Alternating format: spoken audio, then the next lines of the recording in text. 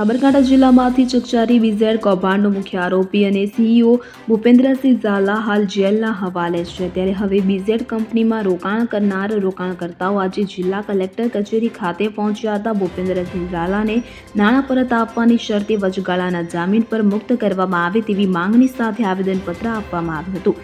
આ મામલે રોકાણકારોએ જણાવ્યું હતું કે નવેમ્બર 2024 સુધી તેમને વળતર સમયસર મળતું હતું। આજે પણ તેનું રોકાણ સલામત છે તથા તેમની સાથે કોઈ છેતરપિંડી થઈ નથી। ભૂપેન્દ્ર ઝાલા વિરુદ્ધ કોઈ ફરિયાદ પણ નથી। આવેદનપત્રમાં લોકોએ એમ પણ જણાવ્યું હતું કે સરકારને બીઝેડના રોકાણકારોની ખરેખર ચિંતા હોય અને લોકોને નાણાં જલ્દી મળે તેવું ઈચ્છતી હોય તો નાણાં પરત આપવાની શરતે ભૂપેન્દ્રસિંહ ઝાલાને વચગાળાના જામીન ઉપર જેલ મુક્ત કરવામાં આવે। Bureau report CN24 news. હવે જુઓ દેશ દુનિયાની તમામ ખબરો તમારી આંગળીના ટેરવે।